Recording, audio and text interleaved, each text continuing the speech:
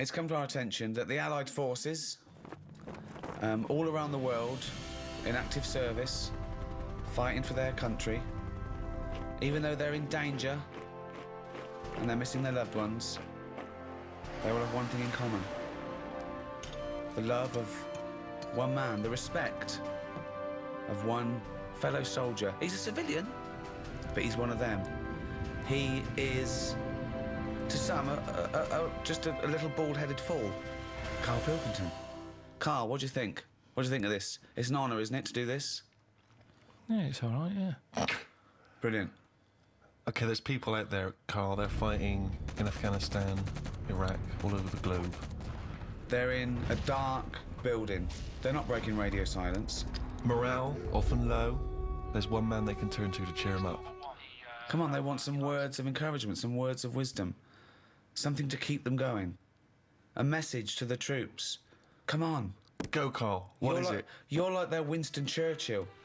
I don't know what to say to him, really. Do you know any soldiers? Well, yeah, my brother was one, wasn't he? Yeah, but he got kicked out. Why did your brother get kicked out of the army? Well, there's a few things. I think you get a few chances. I think the final straw was nipping out for some fags in a tank. Just think of that. Just think of that. Amazing. And it's, Just see that, just a little corner shop, just like things shaking, jumping off the shelves, and they're going, what is this? What is going on? 20 Rothmans, please. yeah, there was loads of things. It was that. What else did he do? I think the sergeant wasn't happy that my mum wrote the sergeant a letter trying to get my brother out of going to Northern Ireland. What did she say? I love this. What did she say? Wow. She wrote a letter. Like, trying to get him out of PE. Yeah, I know, yeah. It was all Let's not He's had a forget- chesty cough. Let's not forget, your mum is a person who put Tipp-Ex on a spider so your dad couldn't kill it, so she knew it was the right so it didn't spider. get In vaxxed up. case your dad killed a real spider, then thought I better replace it. I mean, the No, it wasn't just that. It was Tipp-Ex, so that when my dad was vacking up or my mum was vacking up, it stood out. It wasn't like branding a sheep. Right. It was there, so it stood out because they used to have like, what's the name? Laminate flooring. Right. And my dad changed it to darker carpet, so Right. all of a sudden you couldn't see it anymore. I've never heard anything like this. I don't remember this story. She no. had a pet spider? What do you mean? It was just a spider. Yeah, she kept a spider. They had a spider, but then it became a pet because it was there all the time, as opposed to just getting rid of it straight away. Like, because you didn't clear it away it's a straight away, house- suddenly it's a pet. It's Yeah, it's a house spider because they live in houses. You make them welcome, they get rid of other little bugs and termites and stuff. My brother's left home, I've left home, my sister's gone. It's something for my mum, innit? She's got a budgie. There's only so much you can do with that. It's not as free, is it, as a spider? right. So she just looks after that one. They live for about 8 years. I'm bored of a budgie. Get yourself a spider. Anyway, They live in holes. that's a different thing altogether. She just wrote to the sergeant and said, just sort of, look, I didn't want him to join the army. It was his dad. He didn't get a job. His dad told him, if you don't get a job, you're going to join the army. He ended up joining. He's joined at a bad time. He hasn't had enough practice at this yet. Can you just let him Surely off? that's for Isn't that them. enough practice? Surely that's for them to decide. Yeah, she's on there going, he can't shoot for Tommy. He was all right about it. The only thing that really annoyed him is my mum started off the letter by saying, hello, Chuck. Not appropriate. And he called back, though. He did call her and said, look, I don't appreciate it being called Chuck and stuff, but I got a lot of mothers are in the same boat. Sorry, he actually mentioned don't call me Chuck. Yeah, he brought it up because it's all about respect, isn't it? And Well, she's a civilian. yeah, but I suppose it's respect still. He's putting his life on the line. Someone's saying, all right, Chuck. So he phoned back and he said, presumably, well, I mean, if I was him, I would have, not only would I have sent him to Northern Ireland instantly, Yeah. I'd have put him in the most dangerous spot. Yeah. I mean, as punishment. To get your mum to write a letter? No. He didn't ask my mum to do it. She did it off her own back. He was probably horrified, wasn't he? Oh, wow. But imagine that. The sergeant major go, attention, got a little letter here. Let me read it to you. Hello, Chuck.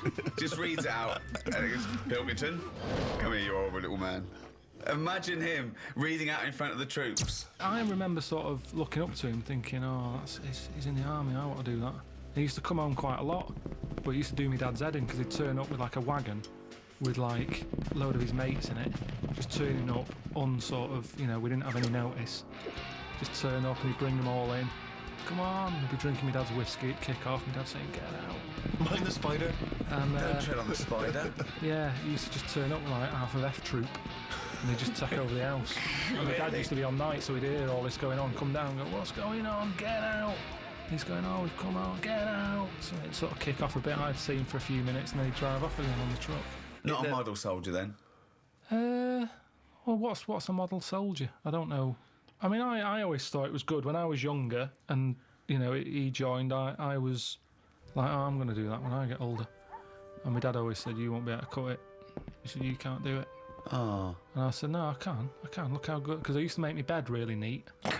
Right. So it was mainly housework you were good at. Yeah, you're probably better off as a mum. No. It was like, because it has to be immaculate, doesn't it? They look for no creases and that, and I was a bit paranoid with my bed. Just with the duvet and that. I used to... Duvet? Do they have duvets? Well, I don't know, but just making the bed pride in appearance of the bedroom. Yeah, it's all about discipline. Once, it's all about, I made it, no one could sit on it. I used to get all stressed out and feel sick if someone came in and sat on my bed after I'd made it. So don't be coming in. And it was annoying because that's where the CB was. So everyone used to come in to have a go on the CB and sit on my bed. They'd be going, don't sit on my bed. Made it. Right. Why do you used to feel sick? It was a bit of a thing. I just OCD, didn't like it. a little bit of... It's like I've gone to the trouble of making it. Why have you just come in and sat on it? I wouldn't have made it. Yeah, but hold on though. You do that in the army. Sergeant Major comes in and goes, Pilkington. And he does it for a laugh. He turns over your bed, he pulls out your locker, he gobs on your shoes, right? He goes, start again, you cunt. What are you going to do? Going to be sick? No, you're going to go, yes, Sergeant Major, I'm going to start again. No, I'd say, why did you do that? I'm missing home as it is. I'm stressed out. I'm just trying to make me surroundings as nice as possible. Teddy's on the floor. You keep coming in and messing with it. Can you not do that? Who are you talking to, you little bald cunt? Maybe my dad's right then, because he said that my dad sort of said the bed making's all right. He said, but you're not that good with laces. Wow, did you have to tie your laces? Well, I just never been that good. I can tie them, but they never sort of stay tied for a long time. I have never seen him tie his laces. I've realised that. No. He always comes in. Does Suzanne do them for you? Is he a little mank, one of those little mank trainers where they're all tucked in, where you don't see the laces? I tend to just get a good knot on them and then just leave them and kick them off, and then they're tied permanent. So you've got slip-on, laced-up shoes, basically? Yeah. I don't like But laces. they can't be I don't tight understand enough. why laces are good anyway when you're in the army, especially with boots. You have boots with like about 60 holes in them. If you're in a rush, if you're in bed, you get out of the bed, you make the bed, the sergeant comes in, rips it apart again. He's going, there's a war, and you're going, stop messing with the bed. And then I'm there trying to put my boots on. You got 60 laces. I don't understand why Velcro hasn't been used. Velcro is ideal for a war situation. You're in bed, woo, siren goes off, you jump out. Why do you want boots with loads of laces? Well, that's a thought for the... If there's any top brass listening.